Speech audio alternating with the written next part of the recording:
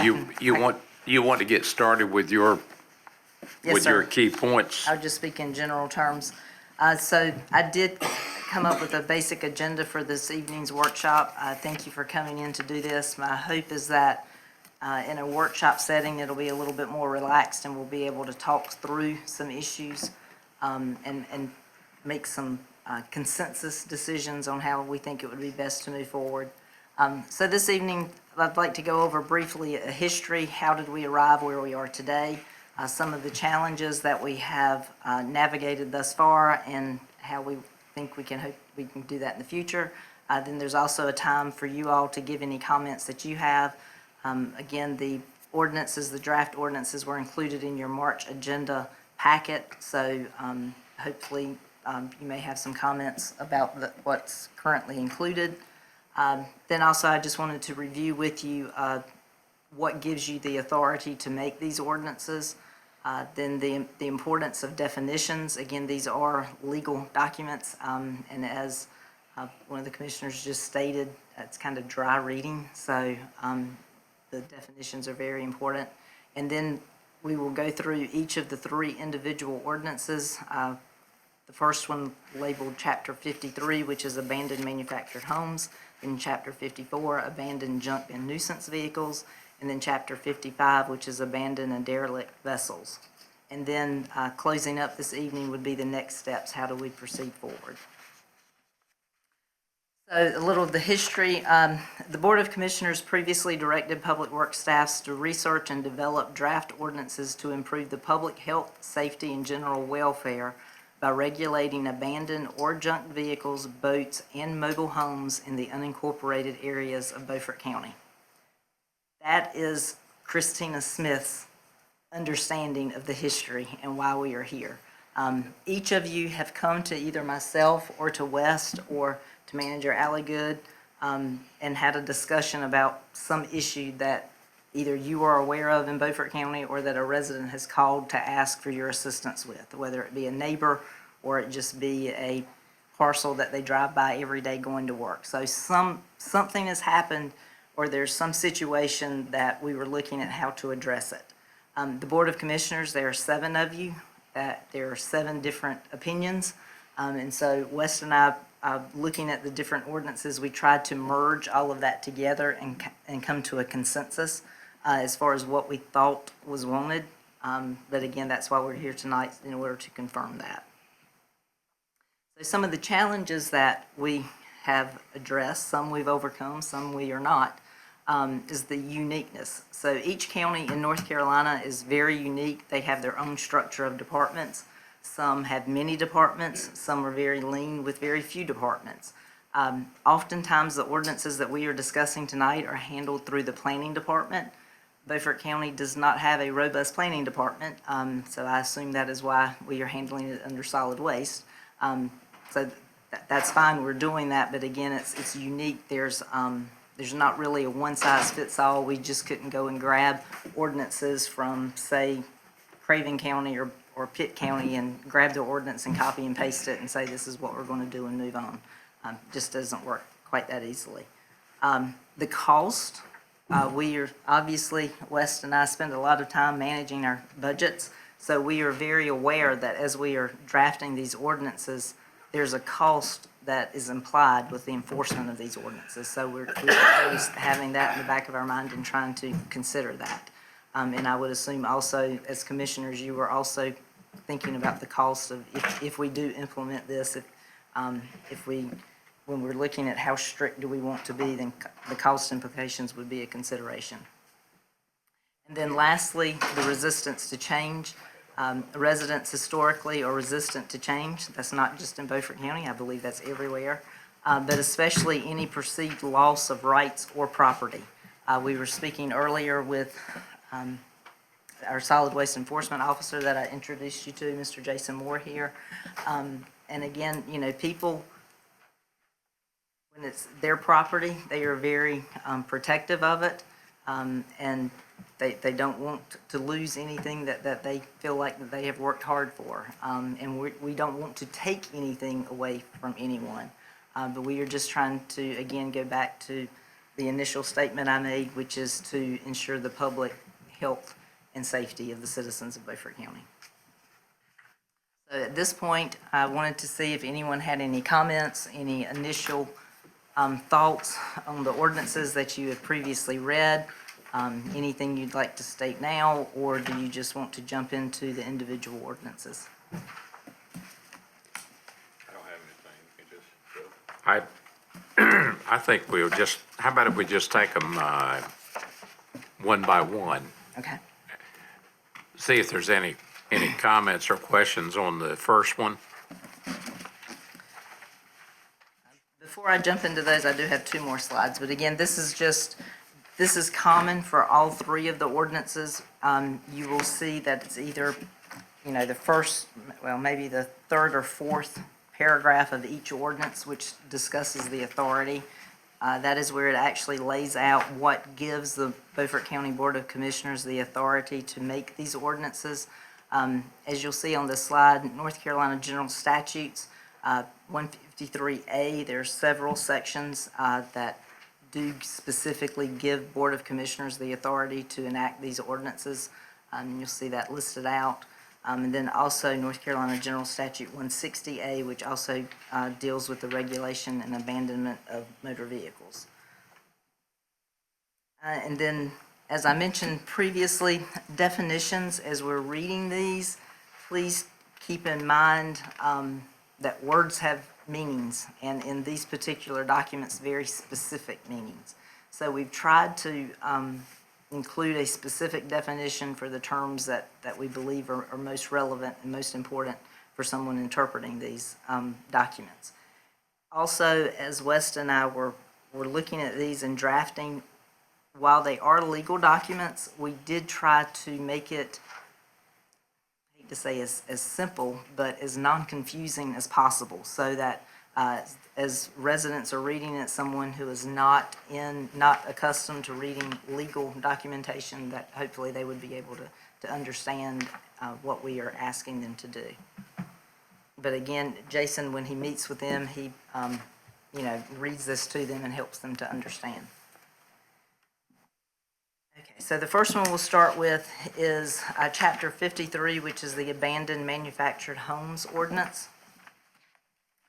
The first thing I'd like to note is, as mentioned at the top of it, this is similar to Onslow County's ordinance, so it is from a county ordinance, and that was as recommended by North Carolina DEQ Solid Waste Division staff.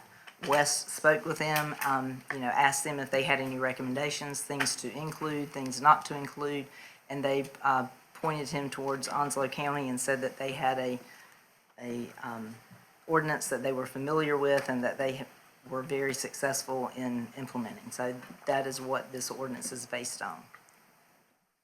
As you can see, looking through the ordinance, we go through the different paragraphs: title, purpose, authority, jurisdiction, auxiliary general, liability, choice of law and venue. We always say that any disputes would be resolved within the district and superior courts of Beaufort County. Then also general language about conflicting with other ordinances. And then we jump into section 53.050, which are definitions. So regarding this ordinance, I'd like to specifically look at the definition of the abandoned manufactured home. Hey, Christina? Yes, Can I I'm take sorry. you back just one section or a couple sections? Yes, So under jurisdiction, and the board understands your ability to enforce things within other jurisdictions. You can't do that unless they want you to.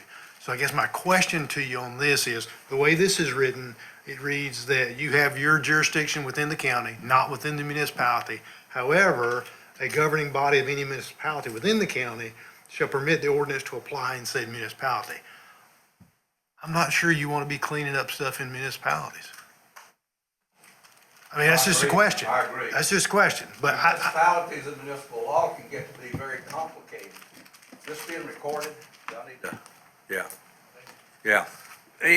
you can get into some real rat's nest. I've had a little bit to do with that, and you don't want to do that. You don't want to take that on. Your lawyer bills can go through the ceiling. And the only reason I say that is if a municipality says, oh yeah, let's let the county handle this, we don't want anything to do with it. I just don't think it's somewhere you want to tread. Well, you Look- got look after- their review boards to deal with, and some of these places require some of this stuff. If you're abandoning to go to the planning board, some of it board equalization review, which is a quasi judicial, and on it goes. I agree with the manager. We don't want to be inside the city limits of a municipality. Now, what about ETJs, since this has come up? What we would enforce in the ETJ, I would think. Yeah, absent some other authority within the municipality, and whether they were actively enforcing that as well, yes. And if they wanted to enforce it, I'd be willing to let them enforce it. But What if you said that this ordinance could be adopted by another municipality under their rules or something? they could adopt it, but we wouldn't enforce We're it. right. Yeah. Anybody can plagiarize. And so I think that's how I took that question as well. If they wanted to take that verbiage and then adopt it by their board, then certainly they could do that, but they would be responsible for enforcing it. And I would say that if we go back to our solid waste ordinance, that same language is included. So if that needs to be revised, then it would also need to be revised in our solid waste ordinance. Because again, it says, in addition, any governing board may by resolution permit this ordinance to apply to said municipality. So if we need to add the enforcement language, we need to revise that as well. I'm sort of like Hood. I think if it stays in there, somebody's going to read that as, we can turn it over to the county and they'll pick up the cost and enforce it, Yeah, all of it. yeah. I will say, as of now, we do not do that. If we receive a complaint regarding solid waste issues and it's within the municipality, we refer them to the municipality. I think the best thing is to leave it at. I mean, I wouldn't have any problems if the town of Bellhaven says, we kind of like what you've got, and asked if it's okay to use the same words, and let them ask. But I think when it's in there, that's a gray area. And just for clarification, they wouldn't have to ask, it's very similar to what's happened with Onslow County. This is public record, so they would be able to access that language.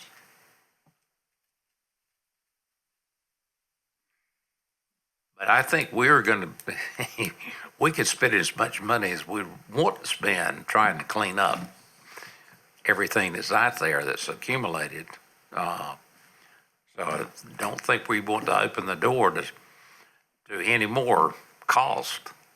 So, Mr. Chairman, I think what we're saying is if you look at the jurisdiction section and if you eliminate the second sentence in that paragraph and just leave the first sentence and the last sentence, that will, I think, meet what you're looking for. Yeah.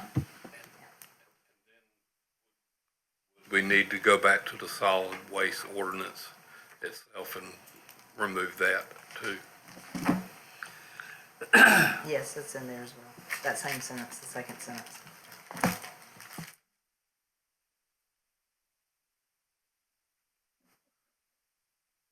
So the county attorney and I were just conversing, and what she was saying was the ordinances are independent of each other. So it wouldn't, so we probably do need to go back and look at that, the total solid waste ordinance, but they're independent of each other, so. Okay. I had problems on page 3, when we said the vegetation over 8 inches. That's in point number 2. Can we just leave the measurement out? We can't. I mean, there's certain times of the year that we'll have things grow 8 inches in a week's time. I agree. And that's, in lieu of taking it out, I would be more inclined to increase the value. Let's say 3 feet. When you get 3 feet of growth around here, and that's considered kind of weedy and bushy, or you could go to 2 feet. I'd put it in feet, not inches. Yeah, yeah. Yeah. That's heavy growth. I mean, I've seen pine trees grow 3 feet in 1 year's time. If I may, the most common measurement that I see is anywhere between 12 inches and 16 inches. That would be the most common. But I do think a measurement is important for enforcement purposes because different people have different definitions of what is uncontrollable vegetation, so. I like 2 feet. I don't have a problem with 16 inches if y'all want to do it, but I like 2 feet because around here, I mean, in a month's time, in August and September, you can get 2 feet of growth Yeah. in 30 days.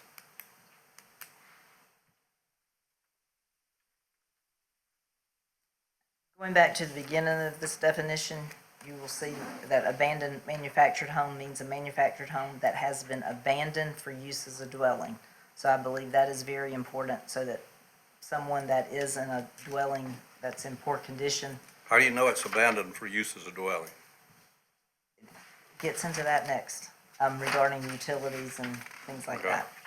And also from just observing. So when Jason receives a complaint, he goes out and looks, and so we would look and see, you know, we saw people coming and going, if there were tire tracks, that type of thing. But again, on the next page, it does go into definitions as far as how utilities, the last time utilities were used and that type of thing. I don't have any problems if we use 16 inches, 24 inches, somewhere in that range.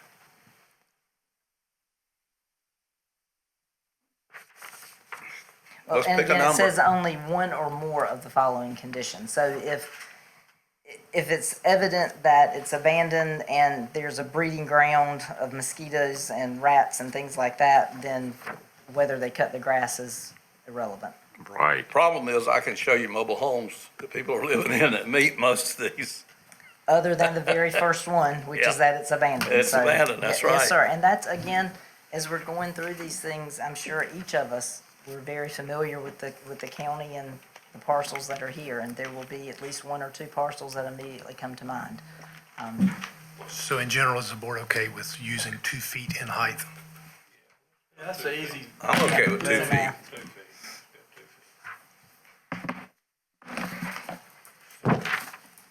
So on page 5 of 8, 53.102. Here, and I might just be looking at it wrong. The occupant of an abandoned manufactured home. Well, if it's abandoned, there is no occupant. That's true. Where's that, Number 3. Number 3. Okay, so in subsequent chapters or Right. paragraphs, Owner. there are several other places where it says or occupant. In D, it I'm says or sorry, occupant. Commissioner Dunn, can you go back again? sure. You said number 3? Yeah. 53.102, under notice hearing appeal lien of property. That's under A, A, A3, okay, page 5. number 3. okay. The occupant of an abandoned manufactured home, so that's, no. So then, under D, it says possessor or occupant, so they can't be an occupant. Right, Number E says owner, tenant, possessor, or occupant, so they can't be occupant there either. So you would have to change, Yes. to the ands and commas and stuff like that. That's just me. that's very, very true and very accurate. And then kind of pickish, under 53.200A, Beaufort County's Sheriff's Office, they should not be a possessive after counties. On page 7 of 8, of 53.2A. Yes, You said possess on the counties, okay. Punctuation. Beaufort County Sheriff's Office. yes, there should only be one possessive, not two. That's right. That's my suggestions for this one. You got that from Bath, right? Yes. Claudia Alley did. Claudia Alley did.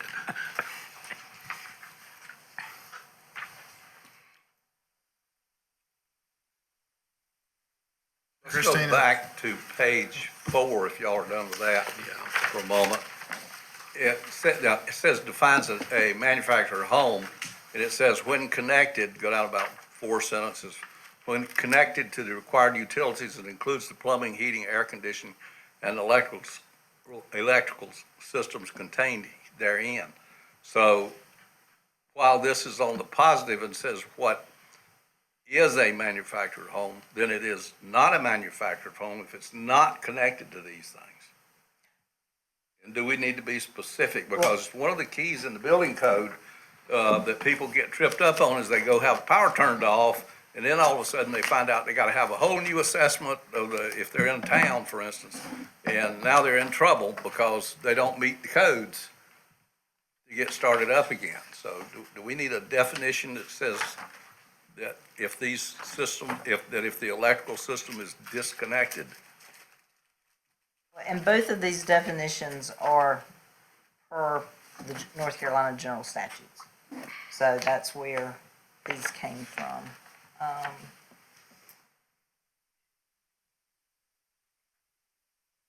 To Commissioner Richardson's point, I think if you went in there and just stopped after when connected to required utilities, and then forget, Right. includes the plumbing, heating, air conditioning, electric systems, does that help does that address your concern, Commissioner Richardson?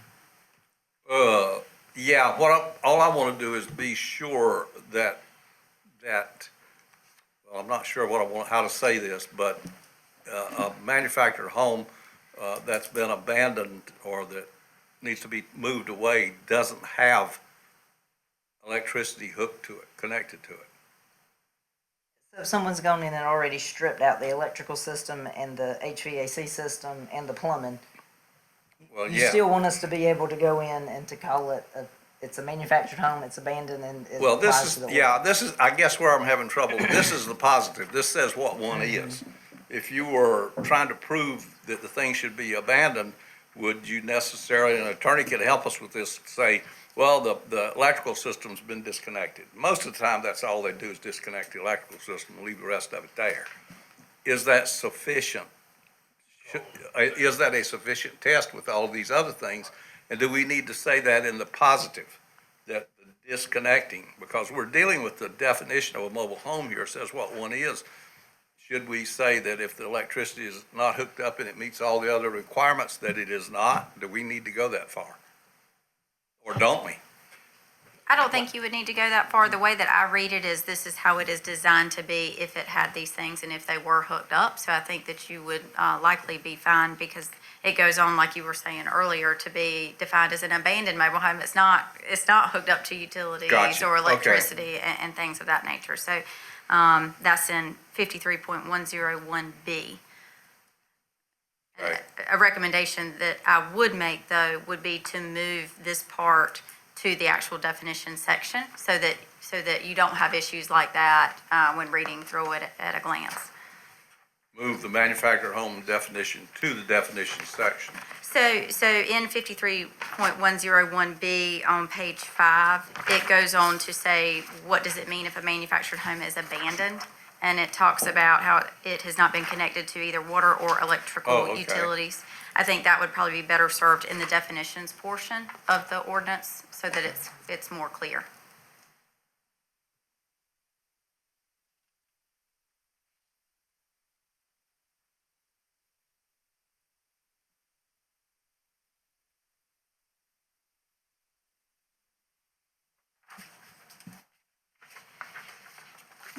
So our conversation up here was, you've defined it twice essentially in this. You've got under definitions, the very first one is abandoned manufactured home. So we need to take under 53.101 on page 5 of 8, B, where it reads, it should be considered abandoned if it's not been connected to the water unit in excess of 180 days. That needs to also be included in this 1 through 10 as one of the items that we're proposing.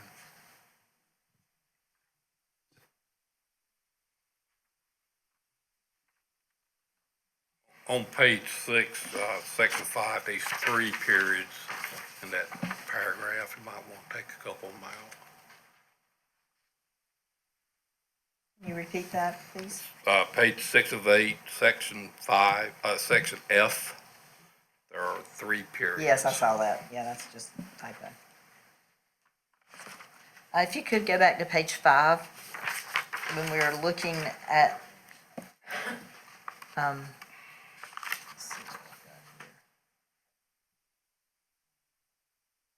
here. 53.101, this is where I would say this is kind of the meat of the ordinance. This is where we are actually defining what is unlawful and what authorizes action by the county. So to me, this is, these next few sections are the most important of the entire ordinance. Where it says, where it's unlawful to be in possession, again, what the attorney just spoke about regarding the utilities.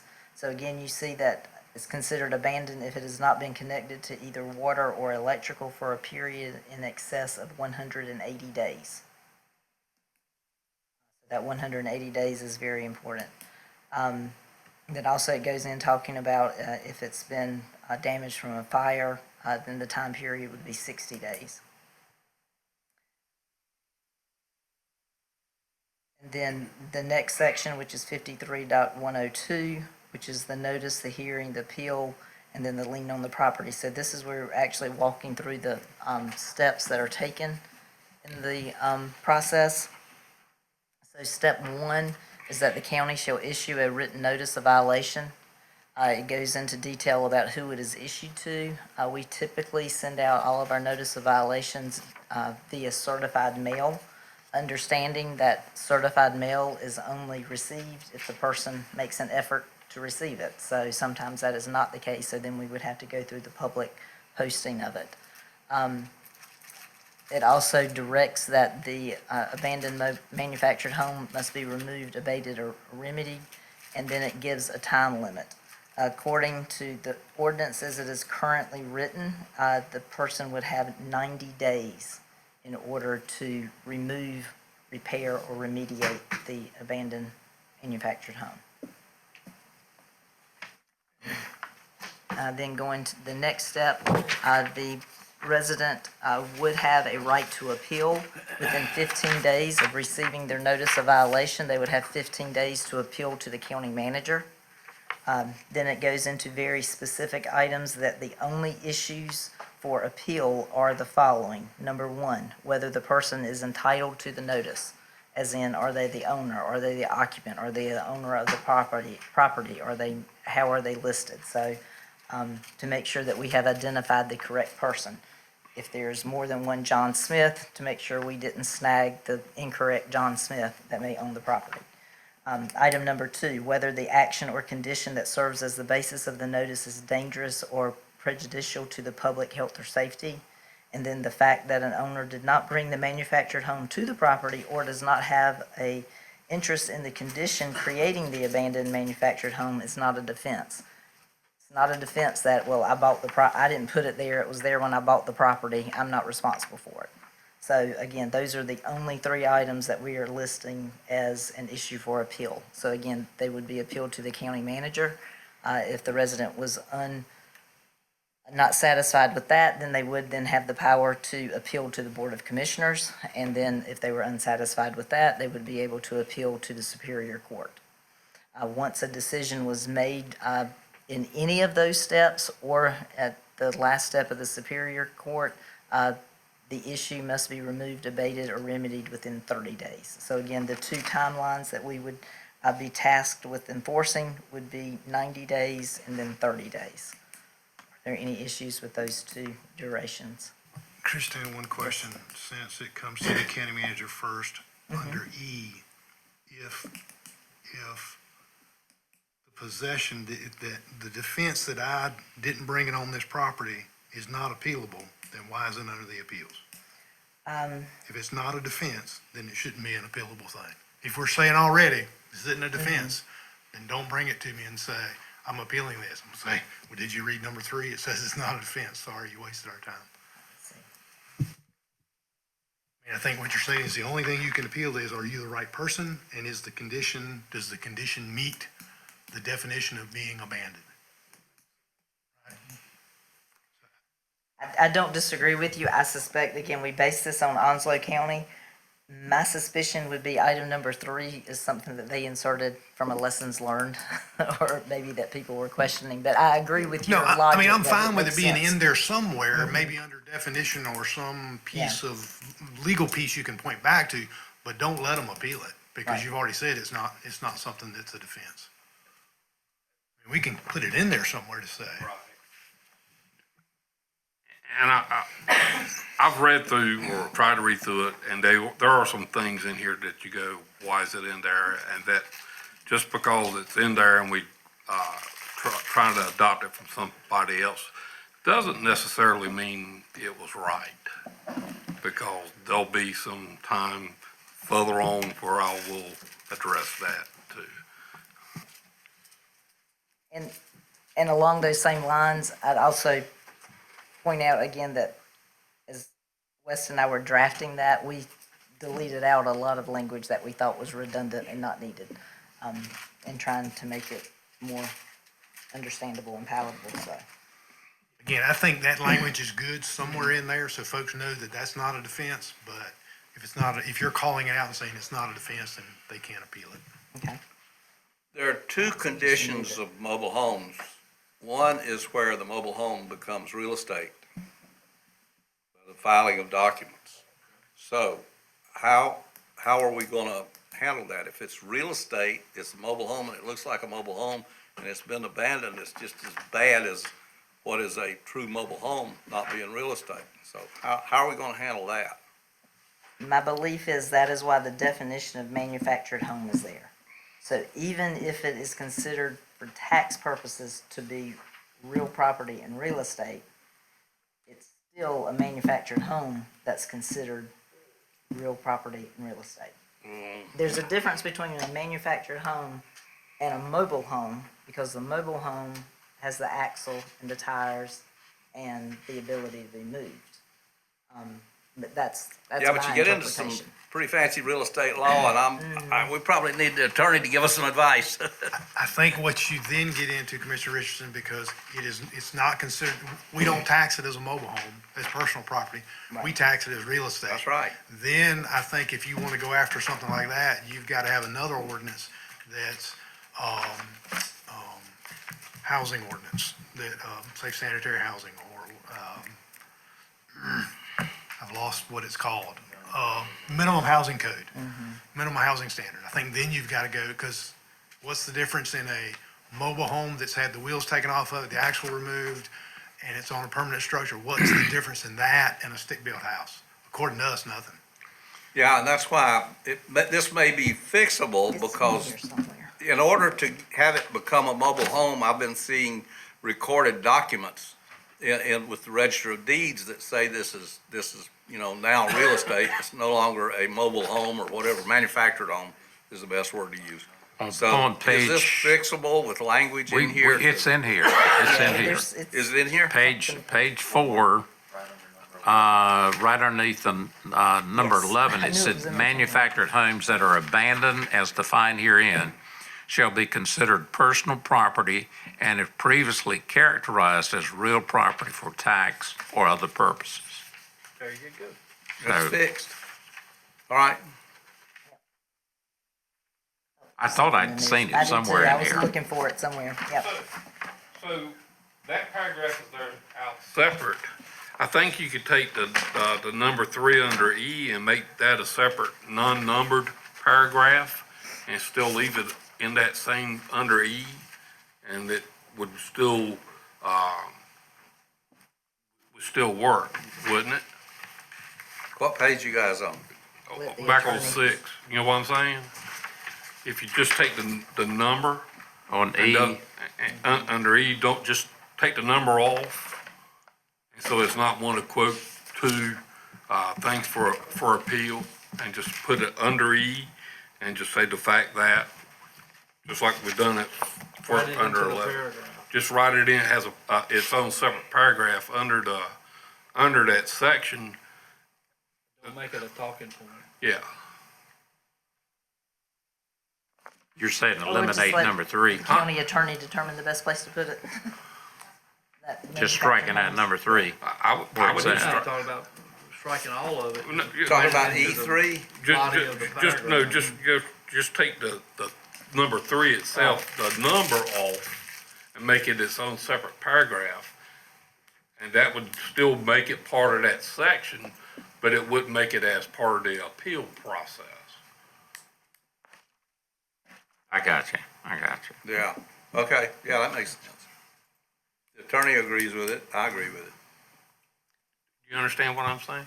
I had made a note when I was reading through to move that essentially over and make that F as opposed to the number 3. So Make it an item of its own. Yeah, yeah, or something, some way to kind of address that within the appeal section, but not under the reasons for appeal.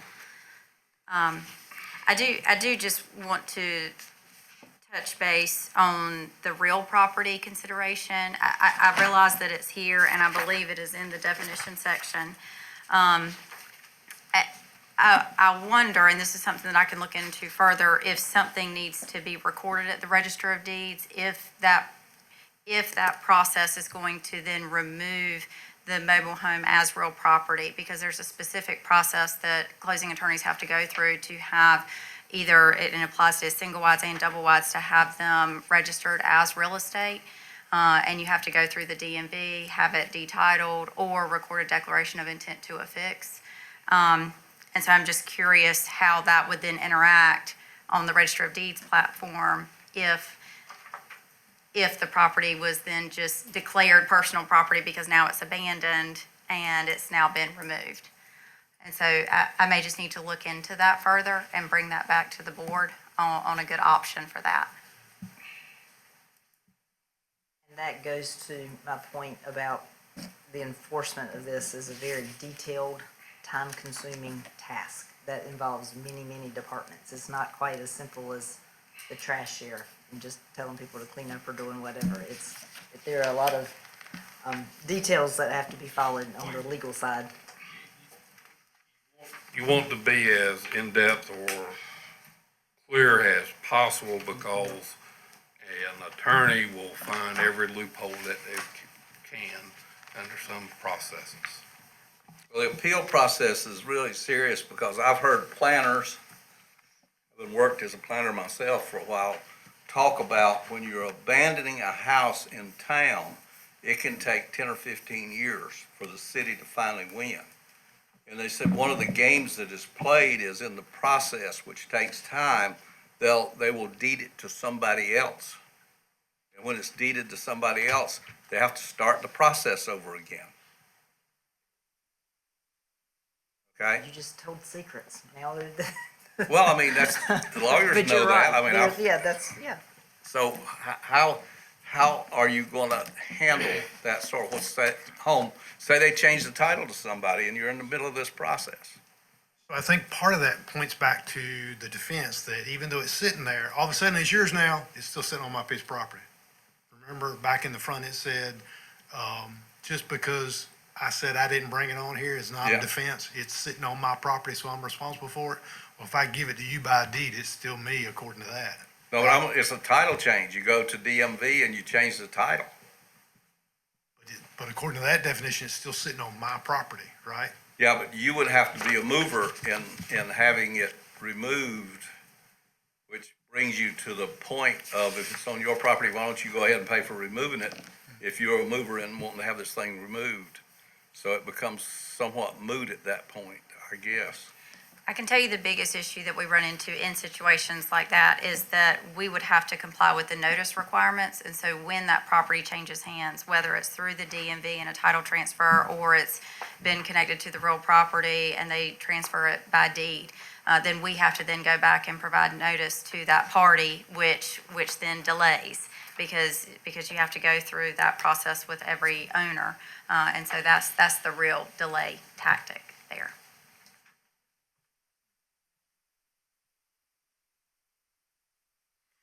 Who's got the next comment?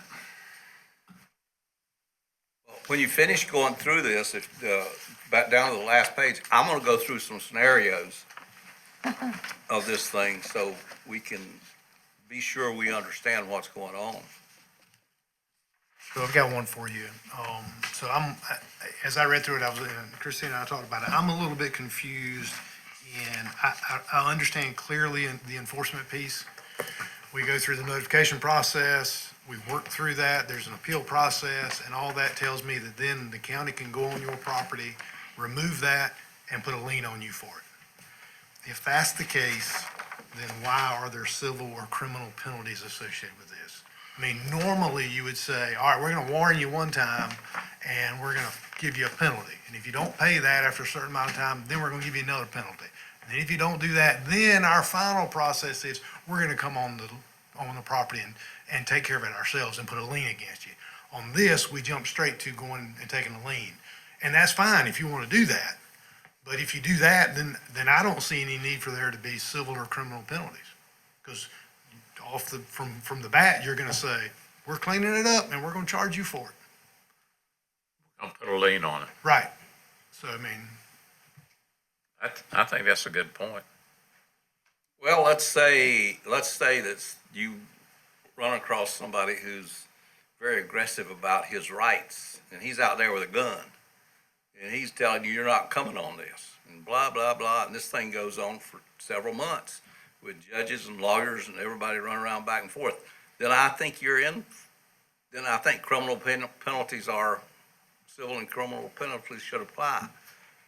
and I think if they do, we just need to define them and we need to say, this is how they start, because we've just listed that there's civil penalties available and there are criminal penalties available. We haven't talked about how you get into those.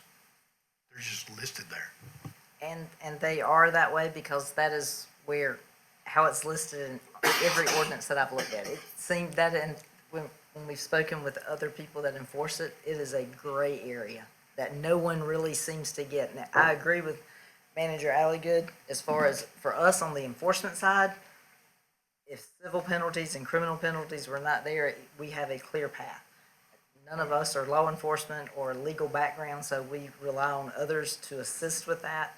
And the language says may, so it doesn't say it definitely will be assessed, it says may. So again, it's something that we have to determine.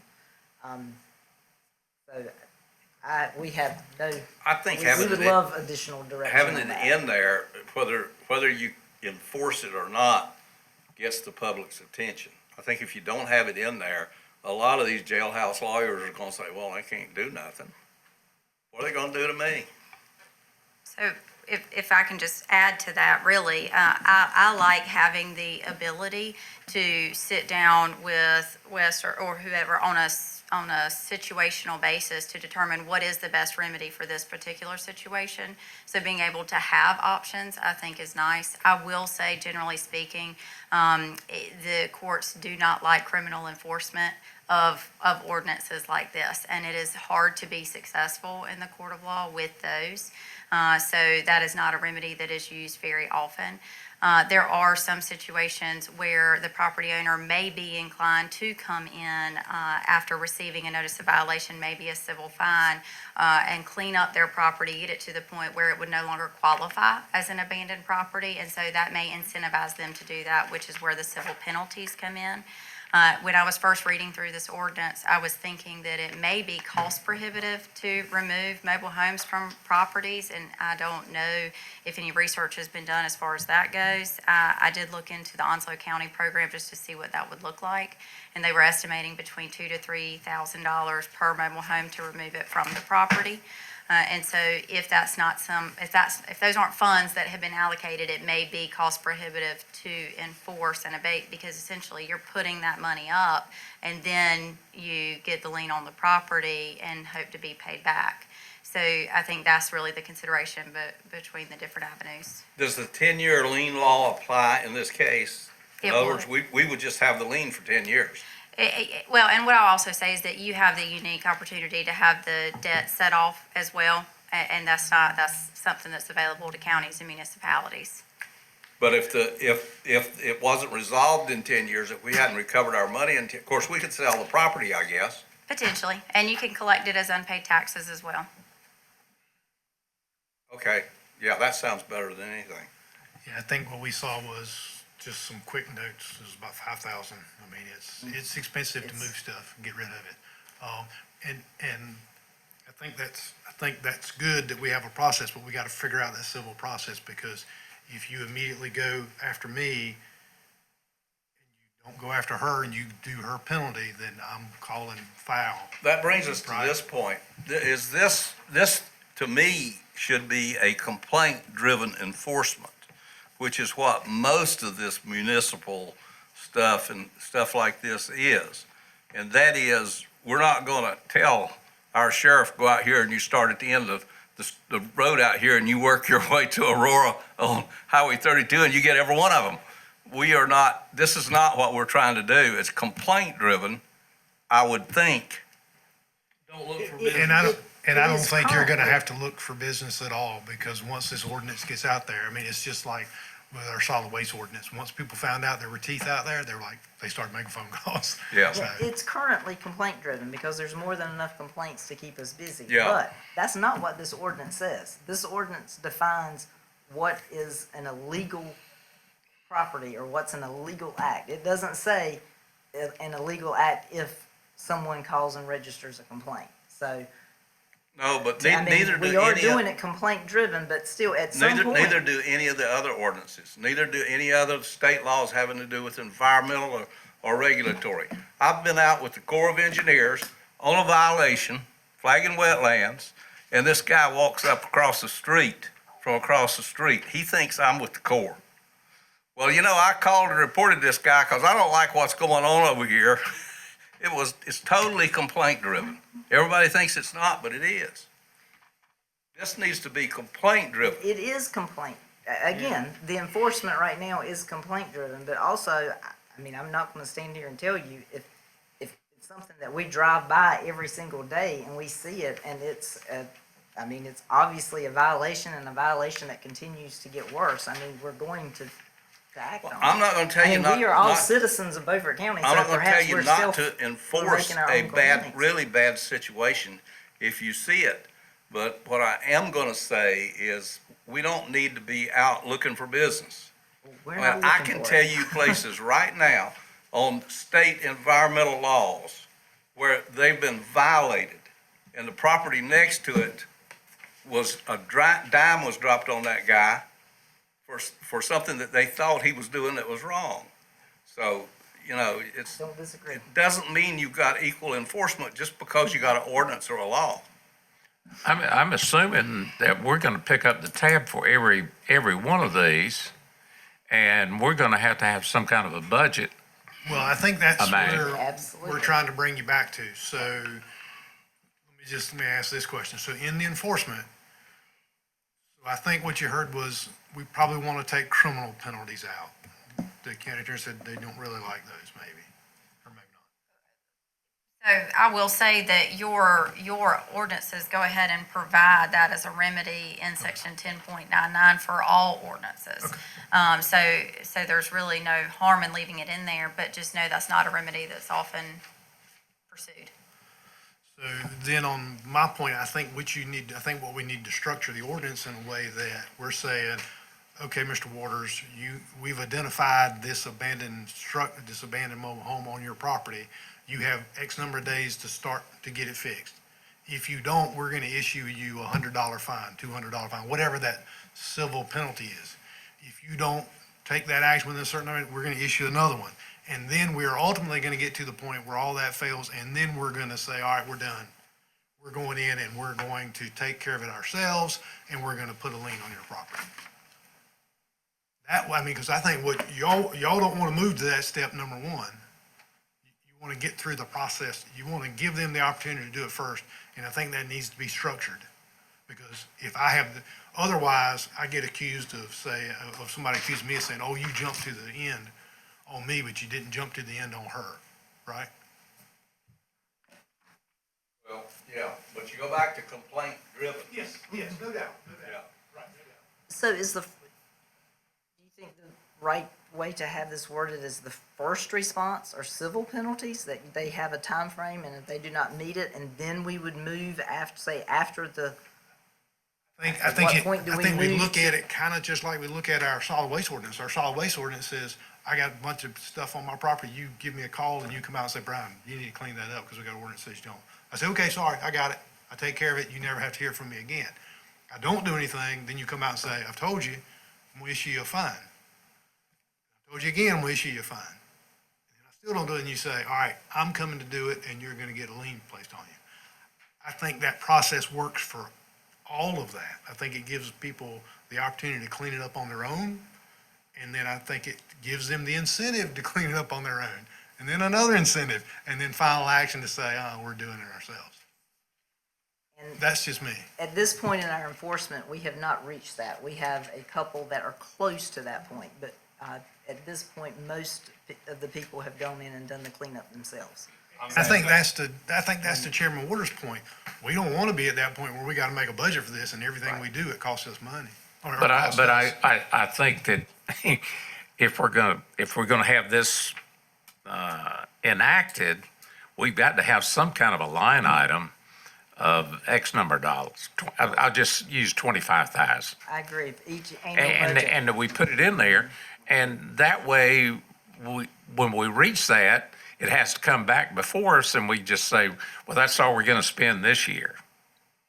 I mean, because if everybody up here, starts identifying, I mean, we could spend a lot of money. There's a lot of property out here that has mobile homes with trees, and you can't even see them. Yes, sir. Now, is that really a nice or? I'm not gonna turn that one in. But I can tell you, there's some that I think are a real health hazard that I think should move up to the priority, which means that's got to enter into kind of what we're looking for and going after. That we're not going out there trying to clean up all the stuff in 1 year's Well, 1 year's time. Even though you got a budget, you don't have to stay inside of that budget. I mean, you just appropriate some money out of the general fund and keep going, because if you stop enforcing it, then you're going to be open to a lawsuit for not enforcing it. So and again, it depends on how aggressive we are about doing this. You don't know how it's gonna work out. I don't mind appropriating a line item for it, but I think if you go over the line item, there's nothing wrong with that. You just Well, take money out of the general fund and keep on trucking. I mean, I just think there should be something in there if it's not but $5,000. Because I think in some cases, we're gonna really have to spend the money if we're gonna, in something that's really bad. Absolutely. I foresee, Something that's again, really with the bad. solid waste ordinance, when we're talking about small quantities of household trash that may be in a yard or something like that, and most of the people have been able to clean it up with a few pickup truck loads. A manufactured mobile home, people can't do it themselves most of the Right. time. They're going to need to hire someone to come in and do it. What's And they involved, often don't have the means. what's involved with us having to take care of an abandoned mobile home? How do we tear it up and where do we carry it? We would contract Yeah. a demolition contractor, and then they would take it to the transfer station. And we would pay our standard tipping rates. I mean, in the areas where I've seen some that are really, really, really bad, there may be 50 heirs.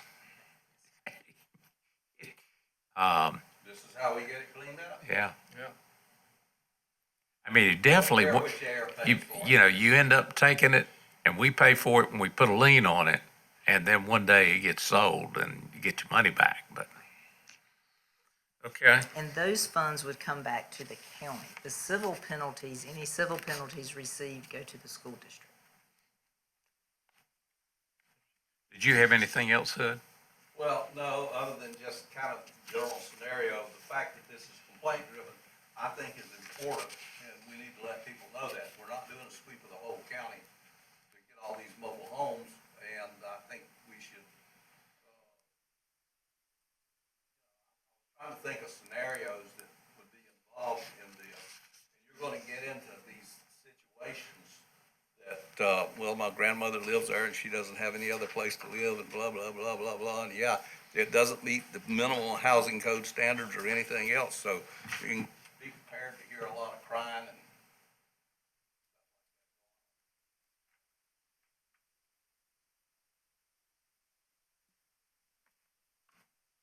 Everybody good with the first one? I think so. Okay. Do you want to go to our second one? Yes, sir. So moving to the next one is the abandoned, junked, and nuisance vehicles. This ordinance is based on the city of Washington. That is one that in previous meetings has been spoken about, so this is based on that. In investigating other county ordinances, again, some people have very strict, some are not so strict, but many counties have ordinances that are from the 1970s, which are based, it's copy and paste from the North Carolina general statutes, and that is referenced. But one thing to also keep in mind is we are reading this ordinance and going through it. If you think there are a lot of abandoned manufactured mobile homes in Beaufort County, think about the number of abandoned junk or nuisance vehicles that are in Beaufort County and the number of parcels that have those. So going through this, again, looking at the definitions, abandoned motor vehicle, and this definition is straight from North Carolina General Statute 153A-132, which is why some of the numbers are a little iffy, in my opinion. It's an abandoned motor vehicle if it's left longer than 24 hours on property owned or operated by the county, or is left longer than 7 days on public ground. So again, this language comes directly from the North Carolina General Statutes. And then down below you have the junked motor vehicle, which a junked motor vehicle is partially dismantled or wrecked, or cannot be self-propelled or moved in the manner in which it was originally intended to move, or is more than 5 years old and appears to be worth less than $100.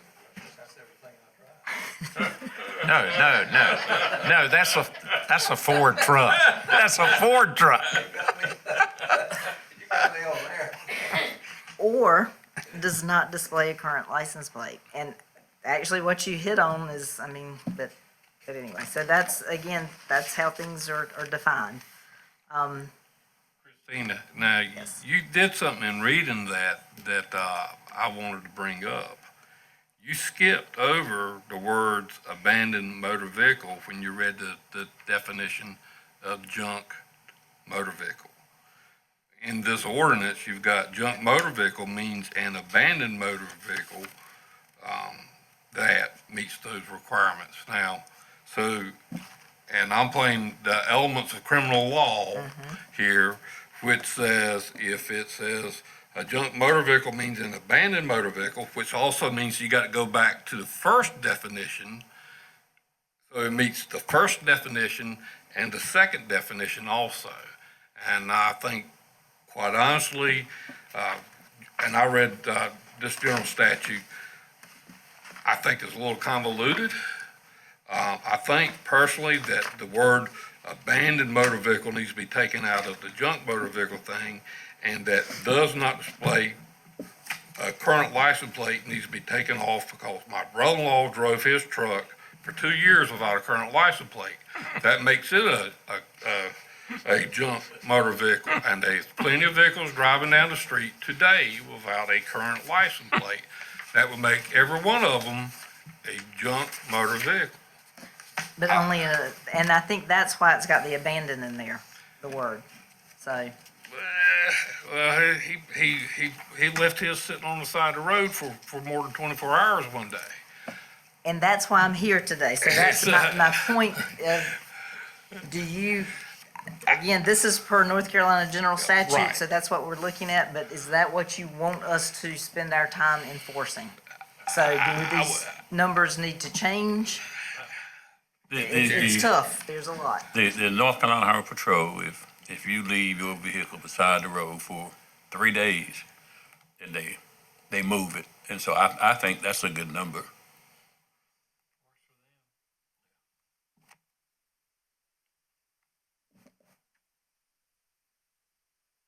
This is an abandoned motor vehicle. Number 3 is left for longer than 2 hours on private property without the consent of the owner, occupant, or leasee of the property. Is that what you want us enforcing? because that somebody's Broke down. attendee to their party didn't leave and they're calling us? I mean, I'm just asking the question. That, private property is different to me than public property. Yeah, that Well, we hear- protects the private property owner. I mean, I see people all the time on 99 that'll break down during the night, and they'll pull in anybody's driveway. They might have to push it into somebody's driveway. And it may be the weekend. It might happen on Tuesday, and they're waiting for somebody to help them because they're not going to pay somebody to come pick it up. So they're waiting for their buddies to help put it on a trailer on the weekend. But And again, we aren't law enforcement. The 3 days, so that gives them the opportunity to at least make contact with the owner as well as getting someone to help them to get it where it needs to go. For 24 hours, a lot of people, if you're in financial distress, 24 hours, you're not gonna be able to do anything. And if it's on private property, I mean, to me, that's when they would contact law enforcement if they have an issue with someone trespassing on their property or something along those lines. Again, this goes back to where we have different departments, different responsibilities. Again, Jason is not law enforcement. He does not carry a weapon. He does not have any of the protective equipment or the training to be dealing with things like that, so. I will also just add that this ordinance is slightly different from the mobile home ordinance in that the legislature has already put forth a statute, procedure, hearing requirements, definitions for enforcement. And so this one is slightly different because the state has already said, this is how this is defined, this is the hearing procedure that you must prescribe to, this is how it's to be enforced, and if towed, this is the notice that you have to give to the owner. So just so that you all are aware. I don't think there's a lot of wiggle room there in changing the verbiage. So are we able to choose which parts, like, perhaps you do not have to enforce all of the parts, you can only enforce some of them?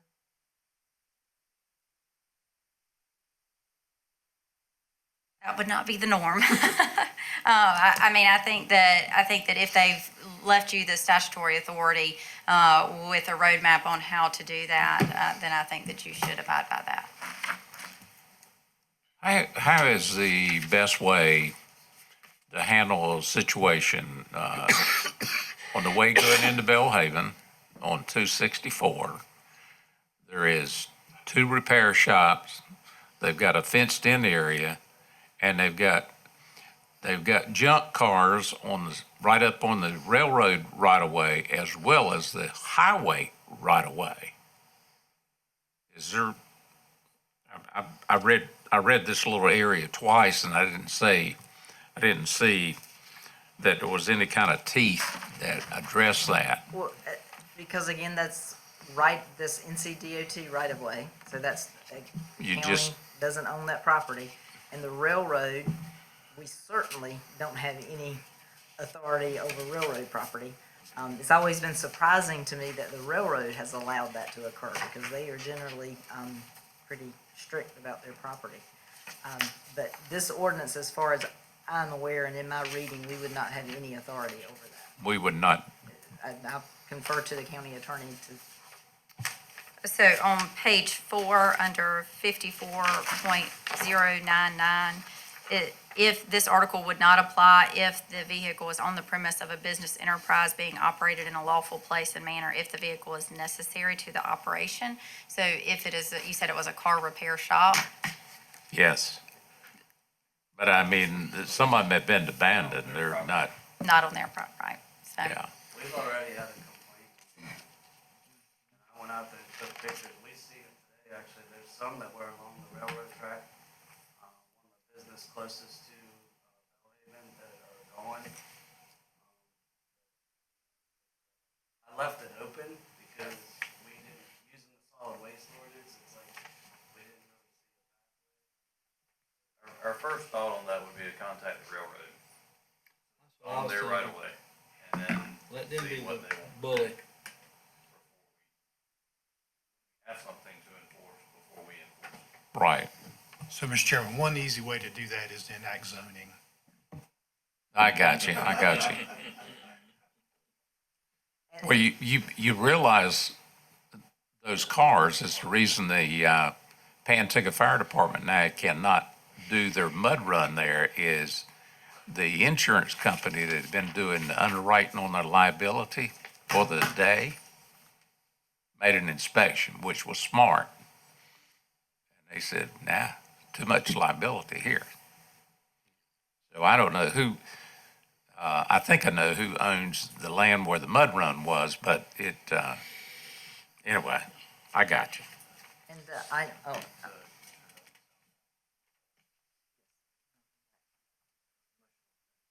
I was just going to say, one of the items that someone referenced, that the county attorney referenced is the item regarding the business enterprise. That's also something that, for us, as we are reading the ordinance and doing the enforcement, what constitutes a business enterprise? That's actually a term that we do not have defined, that perhaps we may want to look at defining, is a business enterprise. Because we do not have zoning and things like that, we don't really have a good record of that. Is that a home-based business? Is it a internet-based business? Is it a swap shop?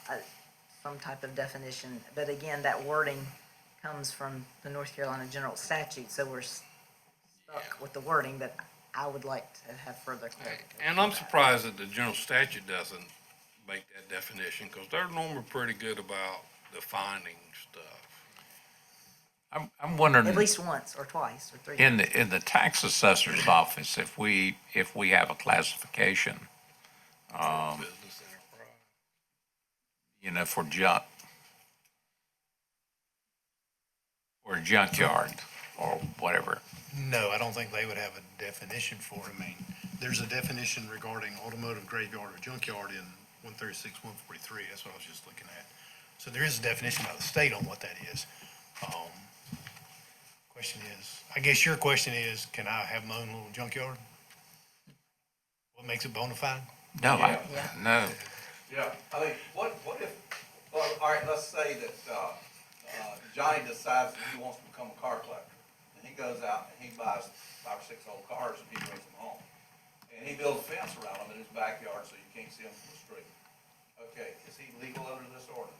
I don't think he is, from what I've seen. And that's my bigger concern, is that your Johnny put a fence in. Well, there are a lot of mechanics that work part-time as a mechanic, and they have their car that they're working on, because they've always got 1 or 2 projects themselves, Right. and then they've got their aunt's car that they're working on, and then they've got their neighbors, and they may have those there in the front yard or the side yard that they're working on. I think with the fence, it's out of sight, out of mind, and you're having to complain. Well, that comes with page 5, where you got one highlighted. Was the next thing we were going to. But I'm sorry, Wes had something he wanted to. Just remember, we have elevated structures across this county that people believe that when they can look down and see something, it's the same thing. Oh, yeah. Well, we can say street level and whatever we did. This was just in reference to Commissioner Dunn's comment about the definition of junk motor vehicle, and I know county attorney said it's really not standard to alter a definition like that. But I was thinking, if we were in a position that we could alter that it would be made something like a junk motor vehicle means a vehicle that does not display a current license plate and is one of the following things. Because if it's got a current license plate, they're paying taxes on it. Yeah. So, Yeah, and that's it. The word and's not in there.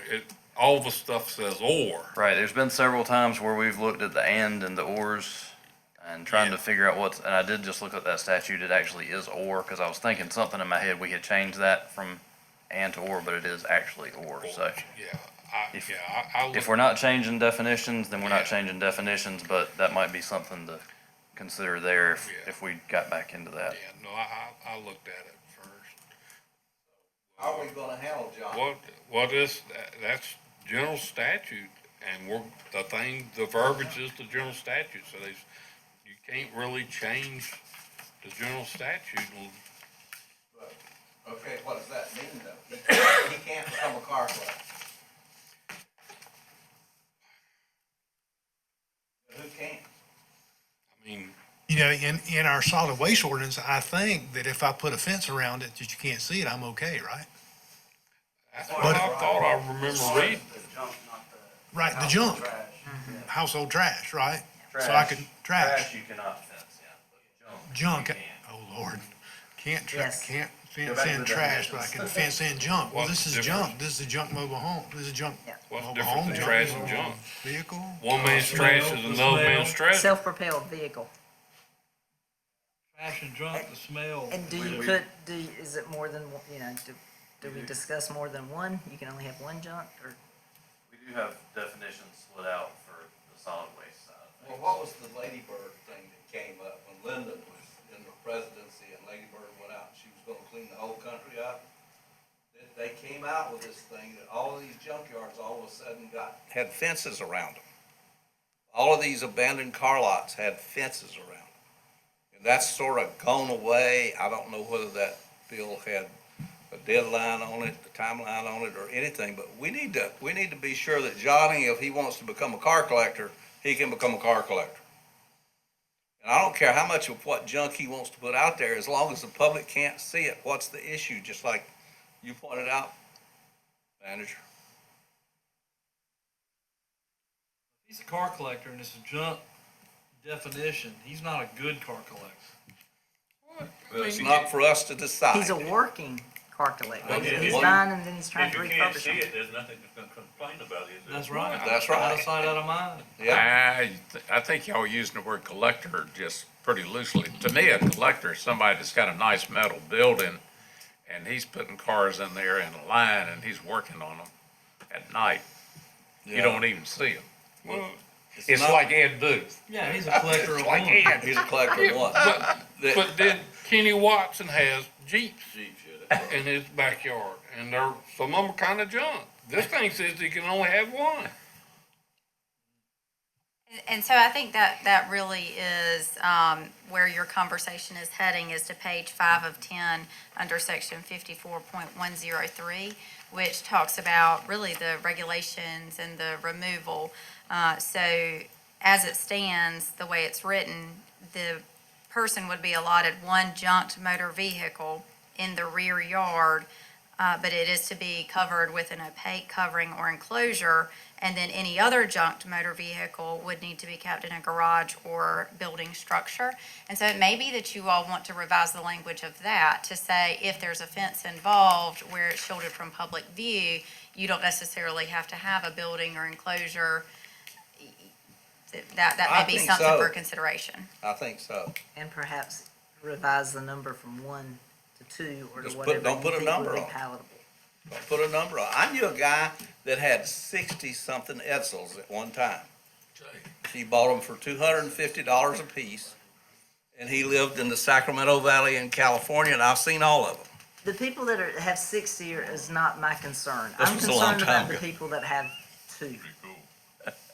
That they've got a car that's not working, and then they go get their parts vehicle, and it's parked there And beside it it. has So a now tree. they've got 2.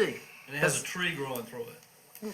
Again, the tree growing through it, maybe not, but still, you've got a car that's not working, then you go get your parts vehicle, and now you're saying you've got to build a fence for the second vehicle. I just don't know, realistically, you were talking about enforcement. There's no way in the world we're gonna be able to enforce that. If you put one in there, we will never be able to enforce it, because it's gonna Well, what occur I'm too saying often. though is if he wants 100 junk cars, as long as the public can't see them, what's the harm? And he's willing to build a fence around them. Nobody's gonna have 100 junk cars unless they have some kind of a use or some way to make money out of them. In the case of the Edsel guy, the market turned and they became collector's items.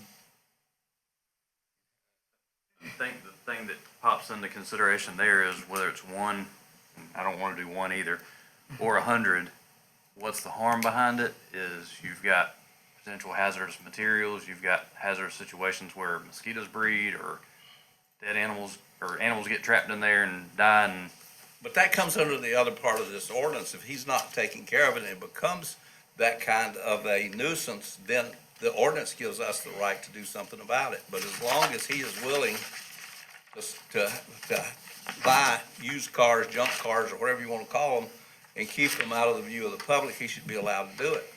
We shouldn't be stopping people from doing this. I mean, look at Cuba. They couldn't even drive a car if people hadn't have done that. they would be nowhere. And you don't know, that may happen here. The way it's currently written, number 2 says, Get him off. any other Stand, junk get him vehicle, off. so that means vehicle number 2, Get him, Yeah. get him to move. must be kept in a garage or building structure that provides a complete enclosure so that the junk Tell motor him you got vehicle these cannot be numbers seen from the 7. public road or abutting property. I think the attorney was suggesting that if we wanted to change this, we take that sentence and say something to the effect that all other cars must be screened from public view, some kind of language like that, and take the roof off of it. What's the roof got to do with it anyway? The elevated homes, I think that the manager spoke of earlier, where you have neighbors that are elevated and they can still see. Yeah, but at ground level, I mean, you just write screening at ground level. I mean, you can't satisfy everybody. And oftentimes people think it's the rear property, as long as it's in my backyard, I'm good. But What'd you, people can still see your rear. Brian, you gotta come in. I'm just saying, I think it's gonna take you guys more than one meeting to get Yes. through this. What you may wanna do is focus on the first one. And let's get that one and be able to get it to you, and then let's continue to work through the second one, because that's gonna take a little bit longer. Give us the opportunity to go back with some of these comments, make some revisions to the second one, to this one, and then we'll bring this one back to you again. But if we could nail down the first one, the manufactured home junk man, we might be able to get that one to you where you can take action on it. And for us enforcing it, we would prefer for it to be staggered as well. If we enact multiple ordinances at the same time, the telephone will not stop ringing. What, So, Mr. Chairman, I what's, guess- what's missing on the first one? Just rewording, I think, all that I've heard. I haven't heard anything that's It is. contentious. Yeah, I think Is this there one- anything else that the staff wants to talk about on the first one? I don't believe so. I think we just need to get with the county attorney, I think, and, based on her recommendations as far as maybe shifting some paragraphs and changing some wordings and things like that, I think it's pretty close.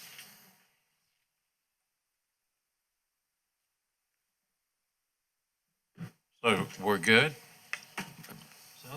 I would like to follow up the manager's point of, now that we've started talking about this and really digging into the details, if each of you could continue to think about this so that when we come back and address it, because again, it is very, very complicated, it affects a lot of people, so we really want to make sure that the language is very clear and that we have a clear understanding of it, because it's not only our phones, the enforcement line that will be ringing, your phones also will be ringing, so. Well, I think that's why you take Johnny's right to collect junk cars or have a junkyard or whatever he wants to do without, I think you're gonna wind up in a lawsuit because somebody's gonna come at you and say, I can't carry on trade, I can't do this or that. There are people who buy things simply to wait for them to get old. Thank you all. I think this has been very productive for this evening in this format. I appreciate that. Well, thank you, guys. This is a lot of work. I didn't have a lot right up on the boat one, so. I think you're absolutely right. It might be better if we try to stagger these, get one passed and start trying to enforce it and publicizing it. We have to have a public hearing and everything, Yes, don't we? yes. Two. So that would, One if it's a unanimous vote, I think. Oh, one vote if it's a unanimous vote. Two votes if it's not unanimous. so if we try to go that way, that would be better on the enforcement side and, To do one at a time, yes, sir. Right. Absolutely. And absolutely, I mean, the public hearing that we'll have to have, that way we can get it out to the public so that they know that it's on the agenda, they would be able to come and speak. And I think it would be much more clear to the public as well as to all of us if it's one ordinance at the time. Okay. So- Figure out how Johnny can have a junkyard. So, Mr. Chairman, let the county attorney take a look at that, because we think there's some law that says if it's related to developmental stuff, it has to be two public hearings, no matter what. To Commissioner Richardson's point, the law is that anytime you make an ordinance, if it's unanimous on the first reading, it can go. But if it's not unanimous, you have to bring it back for a majority at a second reading. but there is also a law that says when it's specific things, it's two no matter what. So let her double check that, so it could be as Well, I quick as think one, or I- it could be as, Since we've never had it, I think it would probably be wise to go ahead and have 2 public hearings on it. Okay, well, I've got one question before we leave. Where can I find the ordinances for Beaufort County? They're on the website. If you go on to where my page is, you'll see that it says ordinance, or in the top right-hand corner, there's a little magnifying glass, just type in ordinance, and it'll bring it up. yeah, either that or go to the section that says I want to. And when you click the I want to, it goes down view, find, and has different ones. It'll say county ordinances, county minutes, mining permits, those kind of things.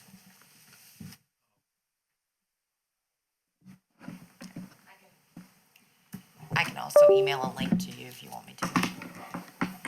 I just know the public has issues. I had issues before I came on because I went and looked at what I thought was the ordinances. And the first ordinance I found said that it's illegal to hunt bear in Beaufort County. And I know for a fact that that is not the law. If you had gone onto our page and clicked on the part that sends you to the other page, is that what you're talking about? Okay, sometimes that page, it's illegal, whatever it is, I'm trying to. Legal publishing. Yes, thank you. Sometimes when you do a search on there for Beaufort County ordinances, there's like 8 or 9 other Beaufort counties within a 4-state area. And so you're gonna start picking up the ones from Beaufort, South Carolina, Beaufort, I'm sorry. You might even pick up Town of Beaufort. You might even pick up Town of Beaufort, or, you know, there's that page is not great. But we have a Beaufort County maintained page that will list the ordinances. So I could go and I can find the ordinance about solar panels and about housing developments and things like that on a Beaufort County maintained page.